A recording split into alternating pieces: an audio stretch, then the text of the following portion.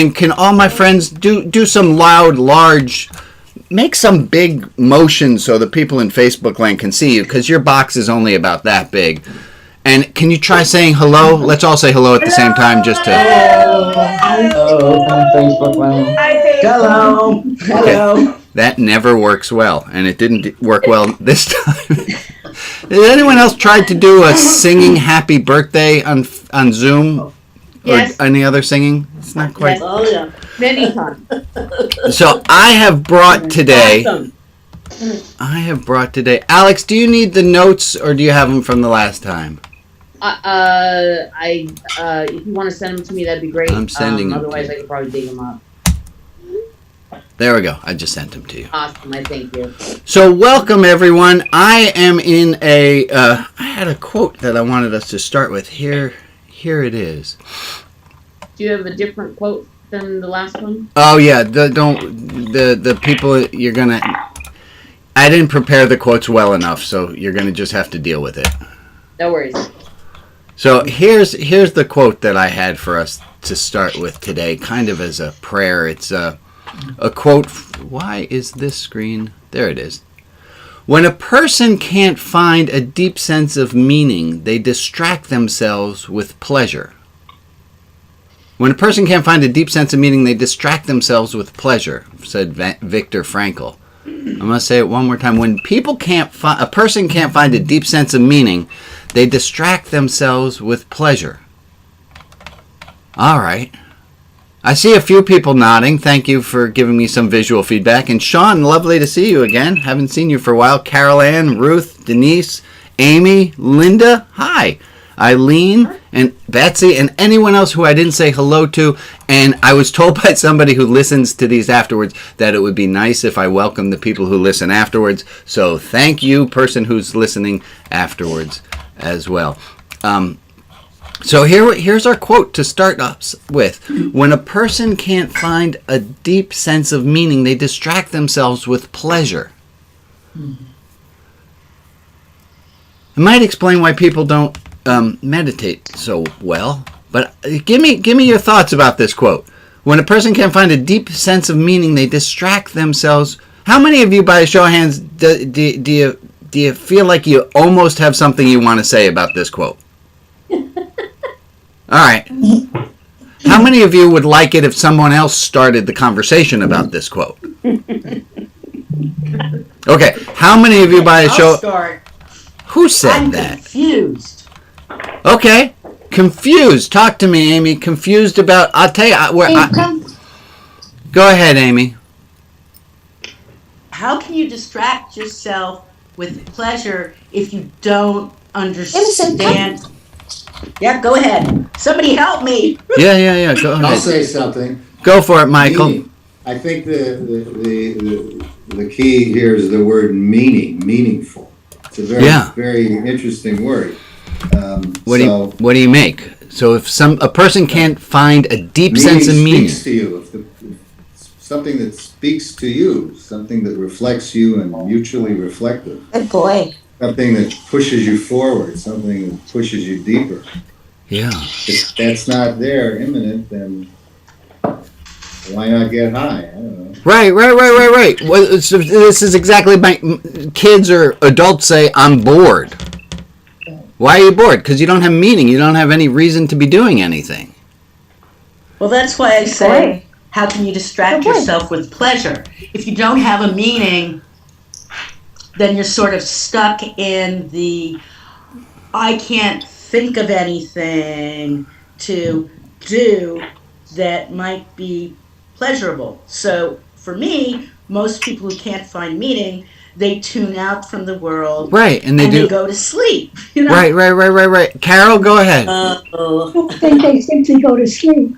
I think that's what our whole consumer society is about. If I have a big empty hole inside me, I try to fill it. I buy one thing or another thing, and after I bought it, it doesn't do anything for me, because what I'm looking for is something that's more real and doesn't require me to be a big consumer. My life becomes much simpler. So I think the search for meaning is, in fact, revolutionary. because our whole society is based on consumerism. Mm-hmm. If we really Good had boy. meaning, Good we'd boy, stop being Jameson. such big consumers.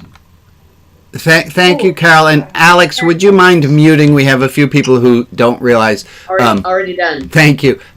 As usual, let me just say, and Carol, I want to come back to what you said, but I forgot to say, please leave your microphones open. If you have a pet or a child and you're not used to, and you're so accustomed to those noises, please pay special attention this morning because you might not be hearing it, but we are hearing it.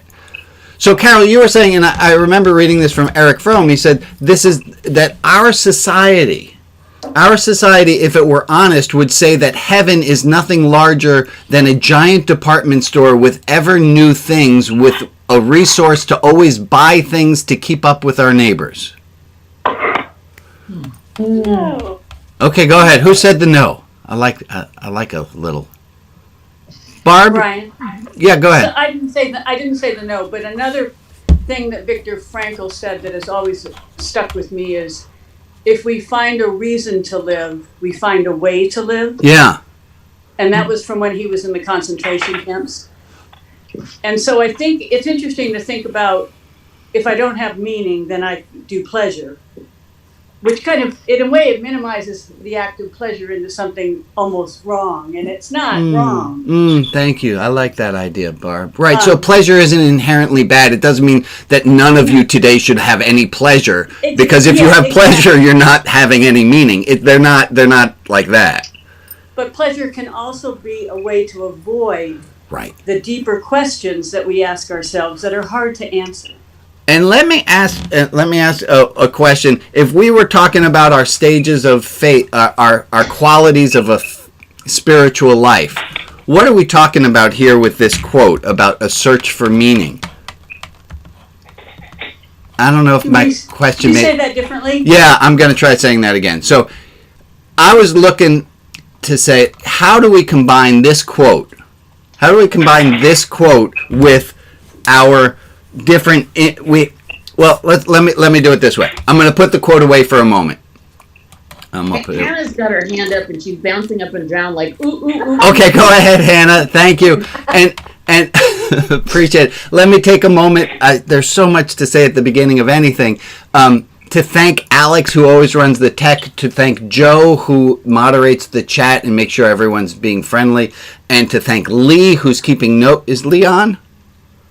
Well, we're going to thank Lee, who usually keeps track of what we're talking about at different times. And let's go directly live to our friend Hannah, who's bouncing up and down, who has ideas to share with us. My Hannah. Is that that's your Hannah? Yeah, that's right. We have. Hi, Mom. Okay, well, I have about a gazillion things to say about this, but I will try to keep it short and to the point. Okay. 5 steps back, I say that I feel like this quote is the pinnacle of is like the problem of the millennial generation, in my opinion. Okay. Because I feel like my particular age group really struggles with the like fast pleasure, like you get it now. Can't sit still. If I'm sitting still, then if I'm sitting still and not having pleasure, then I'm not creating meaning. And it always made me feel like an outlier, because I always wanted to ask people what was the point of doing some of the things they did. But anyway, that's a longer story. So then I was going to answer your spiritual question. Yeah. The spiritual. Go for it. Spiritual Tie it together, Hannah. I think that this one, well, there's the 5, but I think this one particularly is the questions are more important than the answers. Yeah, so let's do a quick little review. So we have questions being more important than answers. And I want let's put all of them down on paper, and then we're going to compare them back to the meaning quote, and let's see where that fits in. So, Hannah, you already got an answer. Let's hear from some other people, and I know I keep coming back to this, but I want us all to know. So when someone says, spirituality, whatever that is, and you can say, no, actually there is a definition for here's what spirituality is, that questions are more important than answers. And we have some other qualities of a spiritual life. Someone else, yeah, Alma, tell us. I can't remember the exact words. You are not as important as you think. Other people are just as important as you. Right. It's not all about you. A spiritual life is not selfish. It's about giving. And then there's a bonus that we found in that one, which is that opposites can both be true. Mm-hmm. That you can have the opposite of something be equally true. I saw, Anne, you had something you wanted to add. Yeah, it's also the hierarchy of values. That a spiritual life is not devoid of values. A spiritual life, in fact, has a hierarchy of values. Morality comes from having a spiritual religious faith life. Good. I got anyone have room for others? Yeah, Ricky? Transformation. Transformation. A religious spiritual life is about being transformed, not about transforming. It's not about changing the world. It's about changing, about allowing ourselves to be changed. And that Ricky. there's something that is greater than me. Yeah, there's a sense that a spiritual life has something much greater than us, that we're connected to everything, and that, okay, now that we have those on the screen, was there anything else we had for a spiritual life? I think that was our definition. So here's our quote. When a person can't find a deep sense of meaning, they distract themselves with pleasure. Help me out. Where does that fit in with our spiritual life, with our little map here? Well, I would guess we get anxious, and so we look for something to distract ourselves. But where is that on my map here?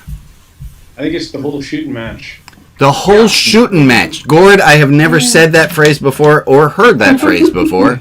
Well, I think people don't want, we're not always comfortable considering, the infinite. Mm-hmm. And the questions may be more important than answers, but the questions can be unsettling. And so then we distract ourselves with pleasure. I like it. I like what you're doing here. Keep going, Gord. Yeah, well, and I just see our whole society reaching for our phone to flip through some distraction. Or Right. as Carol said, retail therapy. Yeah. And the void never goes away.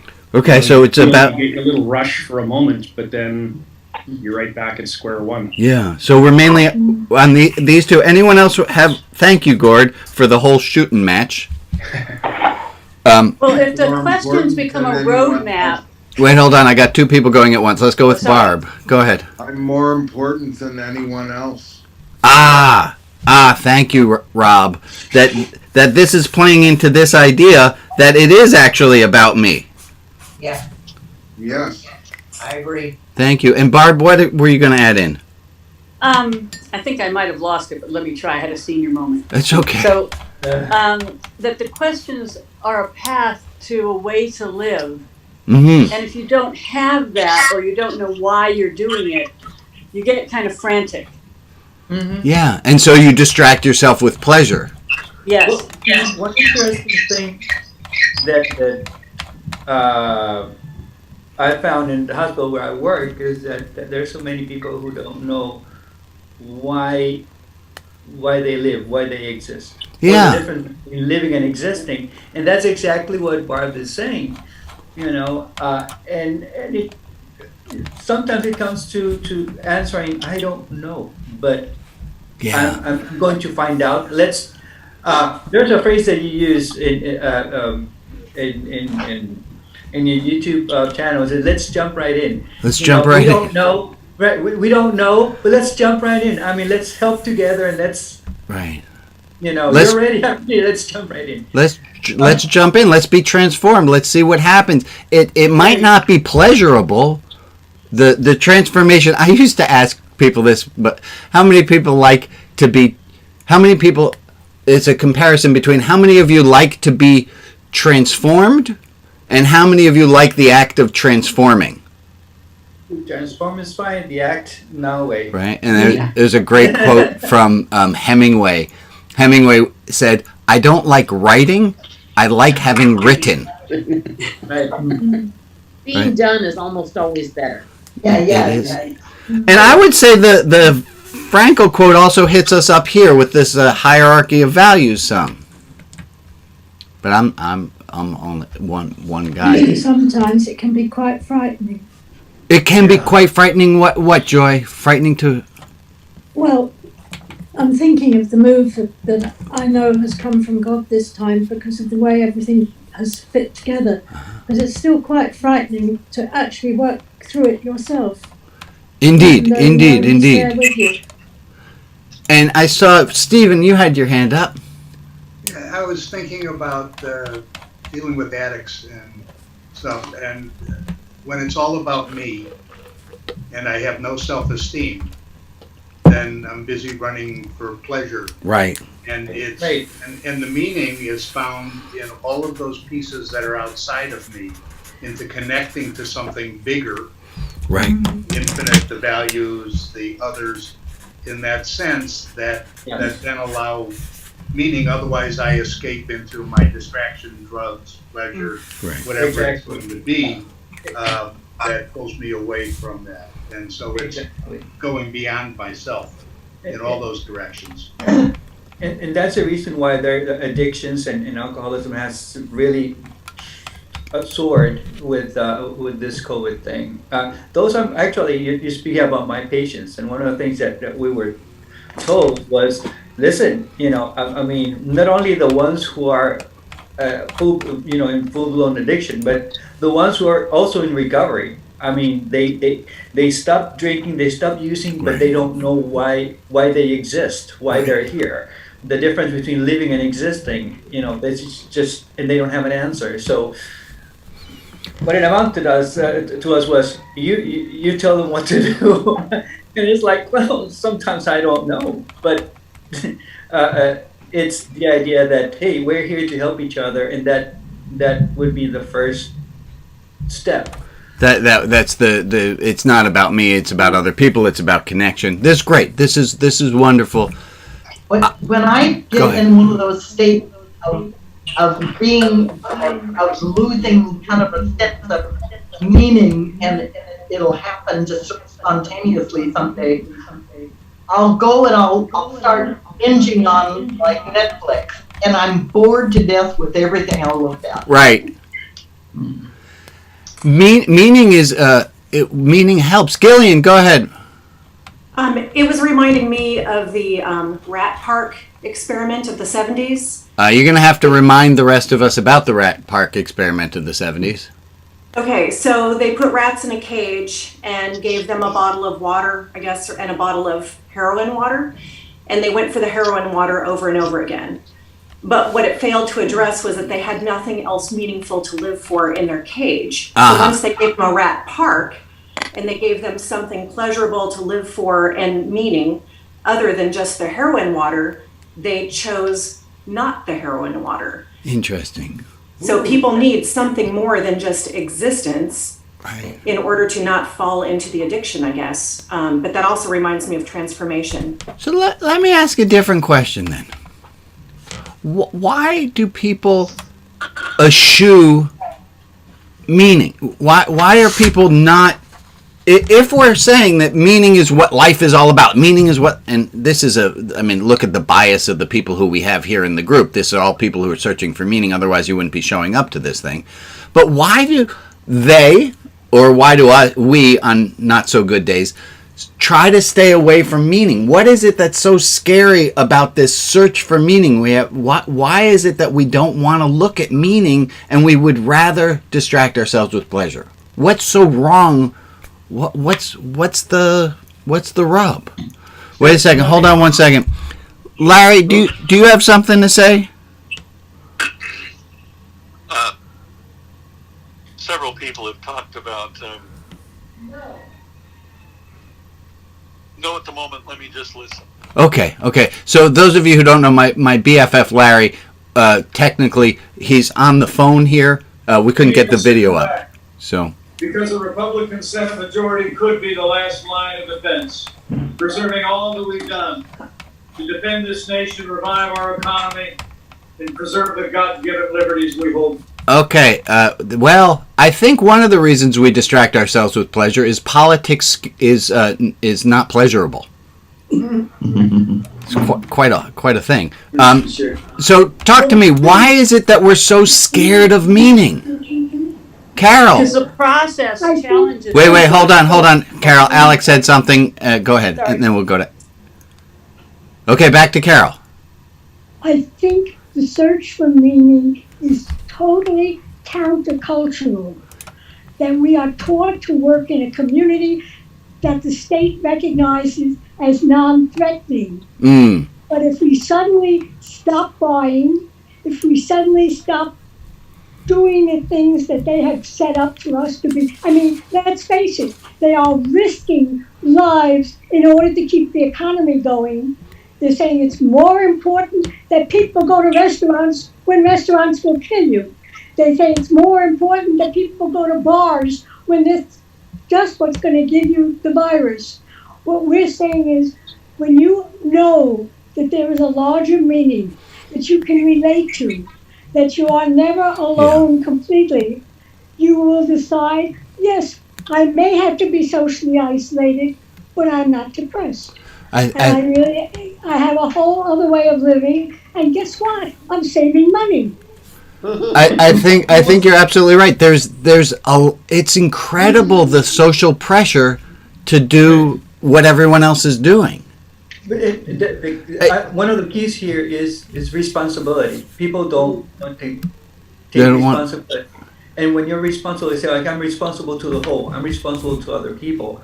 I'm responsible to the human race. I'm responsible, and people are afraid of that. I want to take just a few more comments on this and bring in a topic that was brought up last week, which was enoughness. And I think Carol was hitting on that a lot, that if you don't have a sense of enough, then you're going to distract yourself with pleasure. If you can't find it inside, but feeling safe. Which relates to feeling safe. Thank you, Barb. And we have our friend Bob. Bob, what do you got, my buddy? I think that what it is that we have been brought up to think that thinking of ourselves is selfish, and that we turn around and feel that we have no value.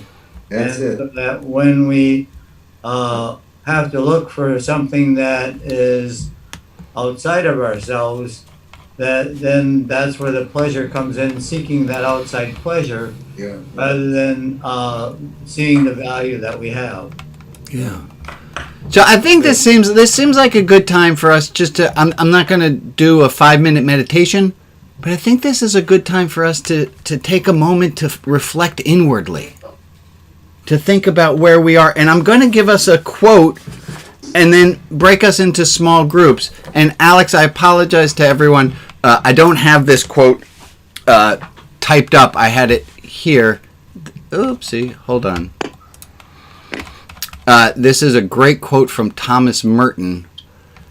And he said, hold on. There we go. To allow oneself to be carried away by a multitude of conflicting concerns, to surrender oneself to too many demands, to commit oneself to too many projects, to want to help everyone in everything, to succumb to violence. Let me say that again. To want to help everyone in everything is to succumb to violence. I think some of you, Joe, might want to hear that again. To commit to want to help everyone and everything is to succumb to violence. More than that, it is cooperation in violence. It destroys your own inner capacity for peace. It destroys the fruitfulness of your own work because it kills the root of inner wisdom, which makes the work beautiful. Think about that one. Yeah, that's what we're going to do. To allow oneself to be carried away by a multitude of conflicting concerns. Let's start there. Show of hands, how many of you have allowed yourselves in the last week to be carried away by a multitude of conflicting concerns? Just about a few of you. Okay. To surrender oneself to too many demands. How many of us have surrendered to too many demands? I'm assuming the same number. To commit oneself to too many projects. Same number of people. To want to help everyone in everything. How many closet codependents do we have? Great. Okay, that's all of us. We can all change a light bulb together. It is to succumb to violence. That's strong language. More than that, it's cooperation in violence. Why? Because it destroys your own inner capacity to peace. If I'm carried away by a multitude of conflicting concerns and wanting to help everyone, it destroys my inner capacity for peace. It destroys the fruitfulness of my own work because it kills the root of inner wisdom, which makes the work beautiful. And I'm not doing it for the right reasons anymore.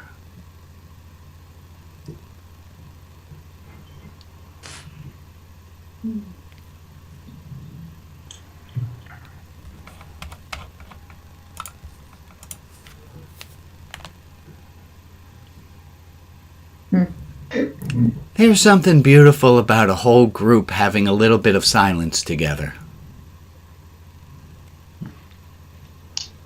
It's yummy. It's yummy. I'm going to do this. I'm going to put you into breakout rooms, and you're going to get a choice, and we're going to take 5 minutes in the breakout room. You can either talk about this quote some, or talk about enoughness. Here are prompts for you. Either talk about succumbing to violence by trying to do too many things. Make 2-3 sentences to talk about yourself and your relationship to enoughness, which was last week's theme, and I think really related. Because if you don't have a sense of enoughness, you're running all over the place and you're destroying your inner peace, and you're not having. I lost that other thing, but you hopefully know what I was talking about, or you'll forgive me. Or 3, just talk for 2-3 sentences about whatever's dear on your heart. And we're going to have groups of, hold on, create breakout rooms. We're going to have breakout rooms. And let's do this. Person whose name is alphabetically first in the group. So when you go to the group, if you're the top letter in the alphabet, and no changing your names now, if you're the top letter in the alphabet, you are officially in charge of moving the conversation along. If you are not the person for that, even though your name is Alice and you're at the beginning of you get to designate someone else. Here we go. We're going for a 5-minute breakout room. You're talking about enoughness. You're talking about getting carried away. Talking about pleasure, seeking pleasure. We all ready? Hold on, warp speed ahead. There you go. Engaged. Oh, hi, Shirley. Hi, Ginny. There we go. Larry, you don't get to go to a breakout room due to your technology. Thank you, Brian. Alex, you're still here? Rob, you're still here? Yes. Rob, do you not want to join a breakout room? Alex, while you're co-hosting, do you have the ability to do anything with the breakout rooms? I when I'm co-hosting, I do not. I have the ability to join a room. The host, the actual host does not. I can't join a room. Yeah, you can't join the room. So whoever is the host, co-hosts can join the room. Okay. But cannot raise their hands electronically. Okay. But I didn't feel particularly breakout roomy, so that's why. All right, it's okay. And you would have been Alex with the first letter of the alphabet there anyway, so. And I just wanted to remind you about Derek that we got. Thank you. Thank you. Let's come back to that. And I also wanted to do a check-in with everyone's heart, see where everyone is, if there's anything they needed to say or talk about. I think Nikki raised something in the chat early on that we might want to share. We might want to discuss. Is that she said she's having a hard time dealing with the thoughts of Hanukkah coming up and knowing that her mother can't be with family. And she can see her twice a week, each time for 40 minutes, and and they Skype, but it's not the same. It's hard for her to put her sadness aside, and maybe this is a topic for donuts or something. I think it might be a topic for everyone. We're all coming into a holiday season, and this is a very different way of doing a holiday season, and that's a great topic for all of us to look at for a bit. Okay, I'm going to look for my other quotes.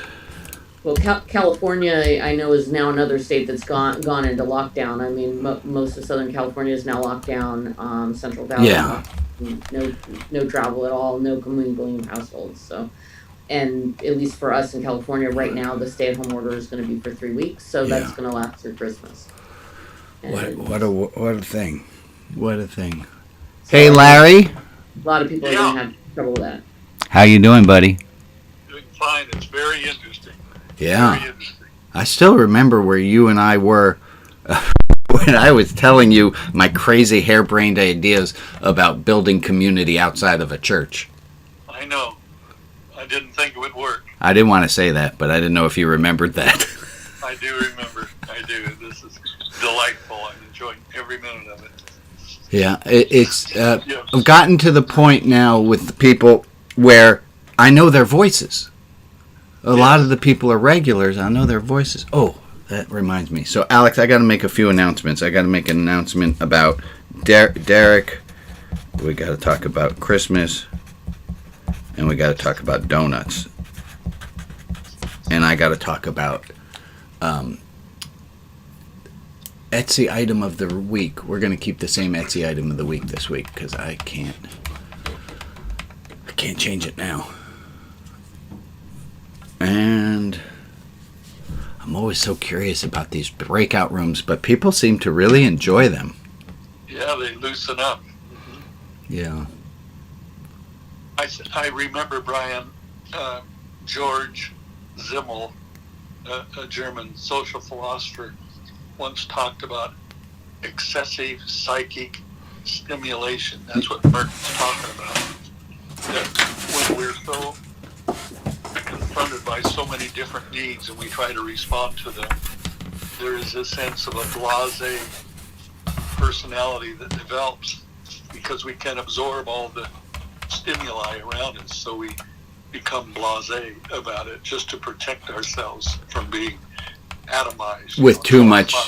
So last time you said that phrase, I wrote it on my clipboard. It's right here. I have it on the screen. I don't know if you can see it. It says excessive psychic stimulation is a side effect of an urban life. That's right. That's right. But I didn't put that. It was George Simmel. So I'm going to write that here. Simmel. Great. Welcome back, Eileen and Gord.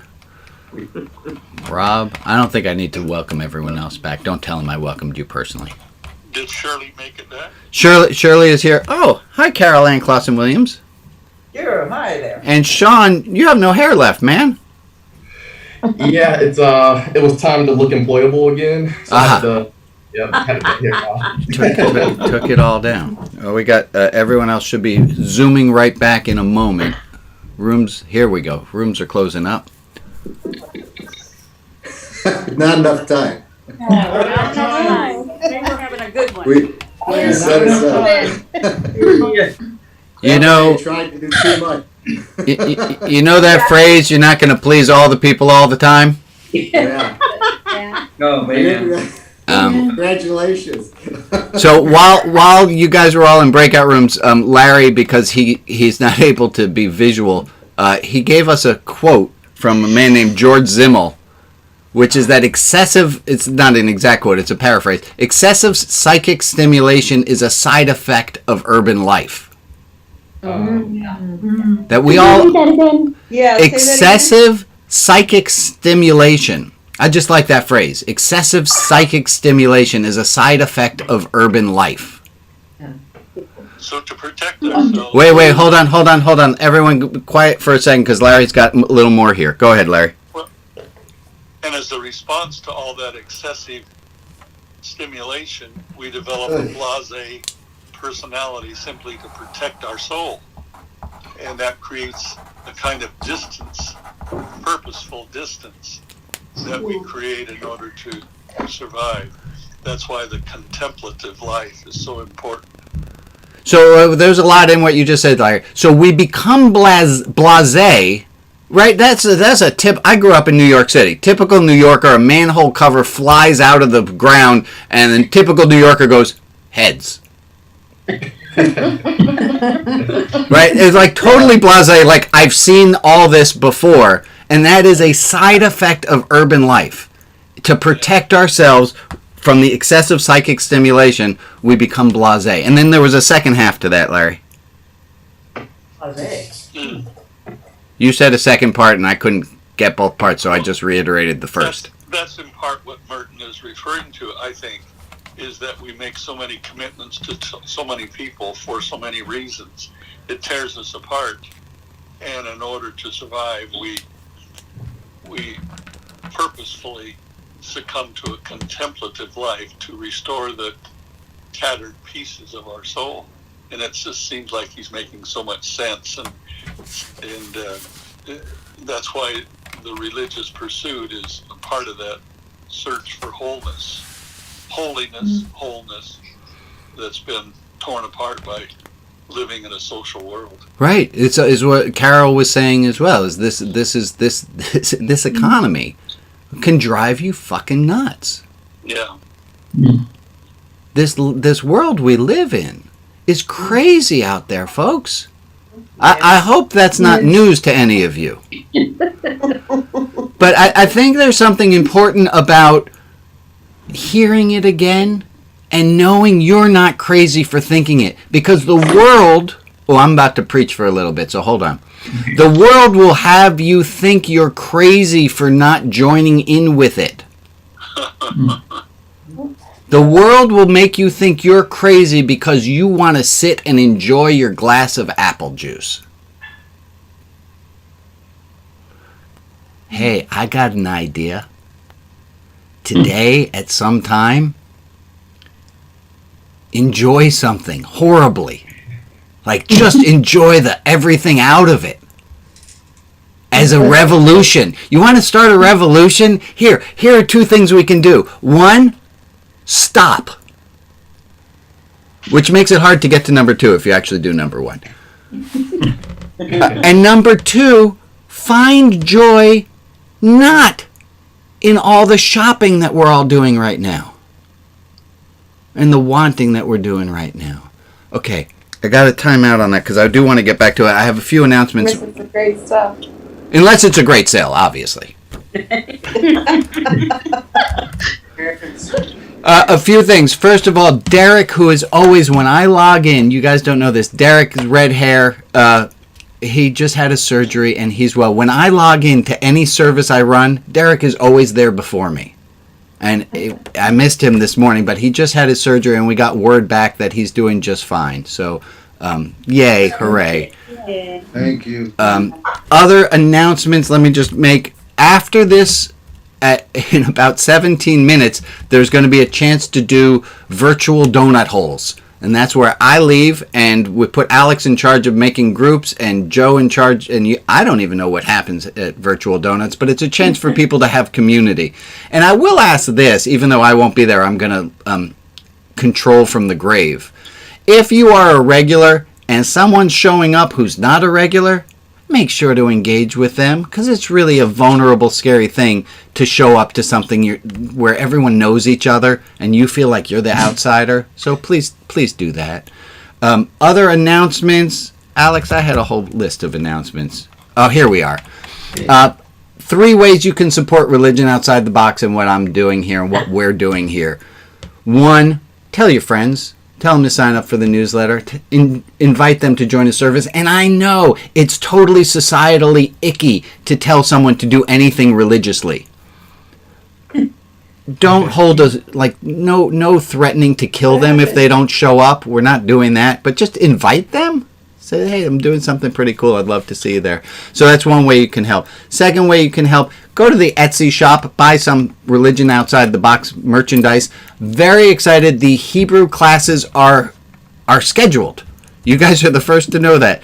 I can't. Hello. So if you have ever wanted to learn how to read Hebrew, this is it. We have a class. It's 7 weeks long. You will learn how to read within the first 4 weeks. And then the sessions 5, 6, and 7 are just practicing how to read. Not that you'll understand what you're reading, but you'll be able to read. And it's not kid stuff. We're not doing Abba Baba Bait. We're doing Mishnah, and we're doing some real studies. Baruch atah Adonai. Right, so you can say it. Wonderful, Rob. If you want to learn how to read those words or write those words, that's a little harder. But we're teaching how to read.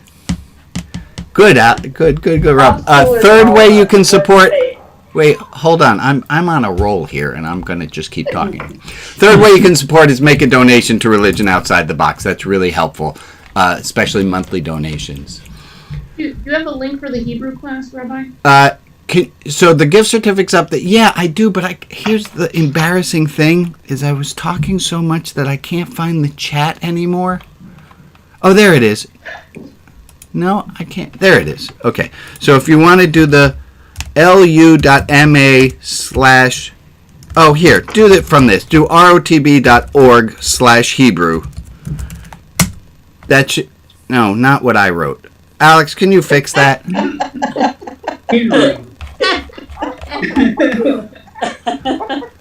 And that will give you a link to the two different classes. One's on Sundays, one's on Tuesdays, and we're so excited about this class. Thank you, Alex. Do the one Alex did. Other announcements? I think that's it. Oh, Monday! 5-minute meditation at 2 p.m. Pacific. If you've never done it and you would like, I'm giving you $5 just for coming and trying it. You don't even have to meditate for the 5 minutes. But if you come on Monday, we do 5-minute meditations. If you sit through the instruction, which is about a minute, I'll send you $5 if you want. I'm really trying to get people to do what I'm talking about here, which is stopping. And it's really hella uncomfortable to sit quietly. And I think that's why people don't do it, because there's that chatter. And people think, I'll never get that chatter to stop. And you're not going to get the chatter to stop, but you get to have more peace with the chatter. And that's the goal. That's what we're going for. Anything else on my announcement sheet? No. Any announcements any of you have? Did you just release a new album and you want everyone to download it? What do you got? You have a mattress to sell? I don't think that would be the right forum here. Any other... So let's go from announcements to, are there things on your heart that you would like to share with the group? We had some people share last week and the week before of things. Are there things that are on your heart that, for whatever cosmic reason, it feels to you like sharing with a group of people would help?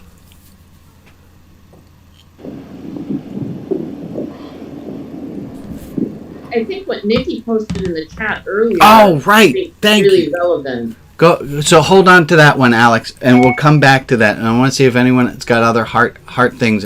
Thank you for bringing that up. Yeah, Candace. Two things. One is that with more restrictions and shutdowns here, which everybody's going through, I just find myself feeling more sluggish. I'm not getting out for my walks as much and not taking care of myself. And something on the bright side is I basically applied. There's a fellow that lives in my town. He's been on dialysis for 12 years or something. And apparently I'm a match to give him a kidney as a living donor. We just have one little more blood test to go through. And wow. I don't know why I can do this. So I'm doing it. That is amazing. Candace, that is meaning. That exactly. That's meaning, and that's so beautiful. That is awesome. That's good on you. Amazing. Just quickly, when the woman who was going over my questionnaire on the phone said, oh yeah, you're O positive, you're a universal donor. I said, well, please remember, I only have 2 kidneys.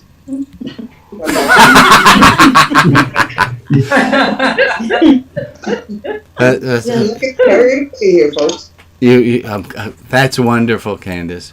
And I wanted to share with you a good friend of mine that I've known for 50 years was on dialysis for like 2 or 3 years. I mean, he was having to do it at home by himself every day for all those years. And he finally, just before COVID hit, he finally was able to have a kidney donated, and he is just so grateful every day for the person who made that possible. And so thank you so much on behalf of my friend Denny. Excellent. And go ahead, Joy, and then Shirley. The nearer I get to the move, the more I'm thinking about how I'm going to feel after I get there. Getting to know people round about is going to be quite difficult compared with here in the village. Yeah. I know there's a lot of the congregation are in Lerwick and they will support me, but it's when you're sitting alone in the house, I think it's going to be difficult to begin with. Yeah. We'll hold you in our hearts, and we'll be here every Saturday. Thank you. Yeah. Shirley, thank you for sharing, Joy. Well, I was just gonna, what Joy just said was right on the money, because I am, living alone now, and I have, and I'm great. I'm great because I have all of you. It's made such a difference in my personal life. It keeps me connected. I know who to pray for. I know who needs caring. I mean, I always have a list, and it's a wonderful thing to have. It feels as if you're right here. You're in my living room. You're with me, and so this is my. Thank you, Shirley. So again, this brings us right back here. This is about meaning.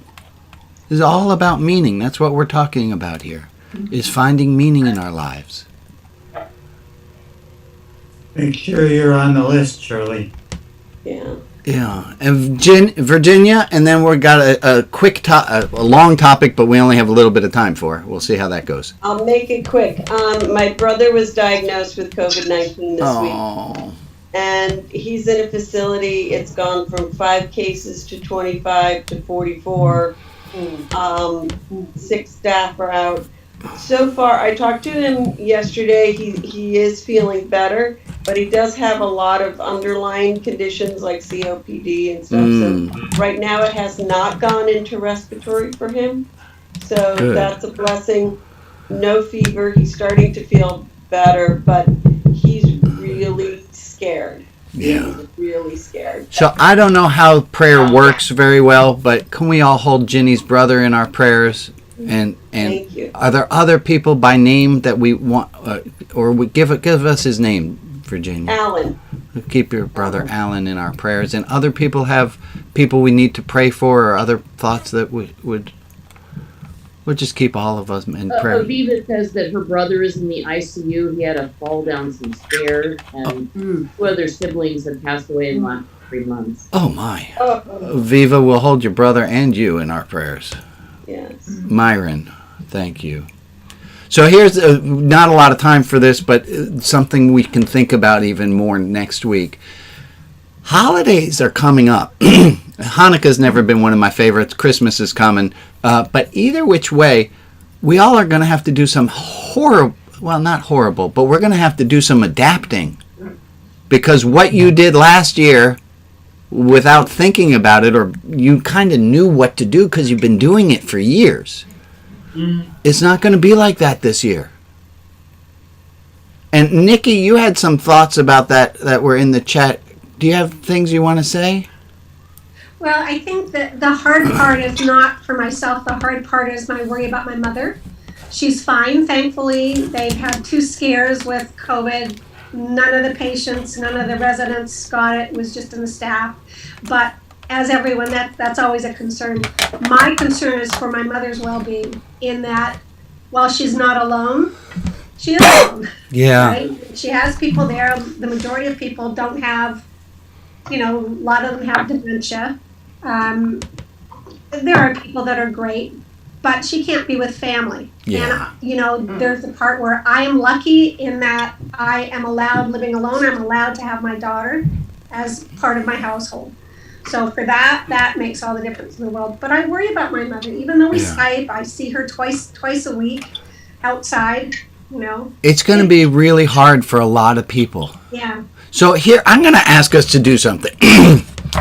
Grab a piece of paper, and while Nikki was talking, I'm sure many of us had a thought of, oh, that kind of this person, or write down the name of whoever it is who you think could use it. Maybe it's going to be a hard Christmas for them. Write down a few names of people for whom it's going to be a hard Christmas, and you know what to do. You know what to do. Push yourself a little bit. It might be a little bit awkward to reach out to them, but just say, I was thinking about you, and Christmas is coming, and I wanted you to know that I'm thinking about you. That's all people need, is to know that they belong, that they matter. Not all that they need, but it gives them, their life, a sense of meaning, and it will bless you too. Take another. Everyone have some people written down. At least a person written down. Can you commit to doing that by next Saturday? Yeah. Okay. Fantastic. Other thoughts about the upcoming holiday and how we can help, or how you as an individual can help, and we can all share.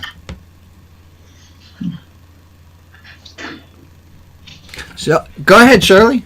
Well, I thank you. I'm sorry. I always talk.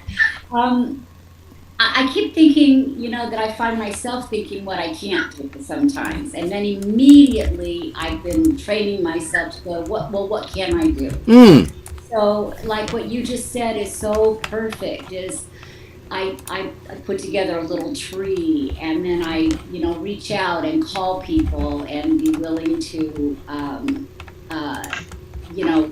cross boundaries. And I mean, in the sense of, I have a friend that I've been at odds with. Reach out and just Fix that up. Like you said one time about try 3 times. Yeah. And reach out, guys. Y'all know that. Let's all connect in a real human way. I want to ask before we end, and y'all go to Virtual Donuts, and I go with my family on an errand. What is there something that totally lit your fire that you're taking from today that you're like, oh my, that was worth the price of admission? What do you? Everything, Rabbi? Yeah, no. I want a sentence. I want something that. And the reason I do this at the end is I want you to remember it, and I want you to remind other people about it. It also helps me, incidentally, to know what I've taught. Go ahead, Joy. It's being with everybody that's here, getting to know everybody, and then being part of a community. How important that is. Amen. Amen. Doesn't matter what we do as long as we do it together. Linda, hi. I hadn't said hi to you yet. Good to see you. Somebody, what'd you take today? What'd you get out of today? Al, what do you have, buddy? Yeah, the whole notion that trying to do everything for everyone is inviting violence, that just was really going to sit with me. Yeah. Thank you, Al. I think that's a brilliant idea. I like this idea of excessive psychic stimulation. Like just knowing that we're all on this excessive psychic stimulation, and we got to do something about it. And with the avoiding internet the and urban everything blasés. else. The internet and the blasé, yeah. And thank you for saying that, Hannah, and I apologize, Al, I just talked over you. But the thing that Larry added to it, that all of the freneticism is calling us to be blasé, is pushing us towards checking out. And that's not what we're here to do. Okay. Mention Tuesday. Oh yeah, if anyone would like, on Tuesdays, we do this but a little bit differently, and please show up. It's this exact same link on Zoom at 11 a.m. Pacific Standard Time. Convert that to wherever you happen to live. Okay, I'm going to say one thing before we end. I think this is the key to all of it. Be loving. Amen. Amen. Amen. Amen. Thank you all for showing Amen. up. And I'm going to mute myself. Everyone say goodbye to each other. Bye. Shabbat shalom. Shabbat Shabbat shalom. Bye, Rabbi. Bye. Oh, what a great favor. All right, Larry, you got to see that or hear it. That was delightful. So many thoughtful people. 45 people plus those who were watching on the internet. Oh my goodness, that's so Oh, wonderful.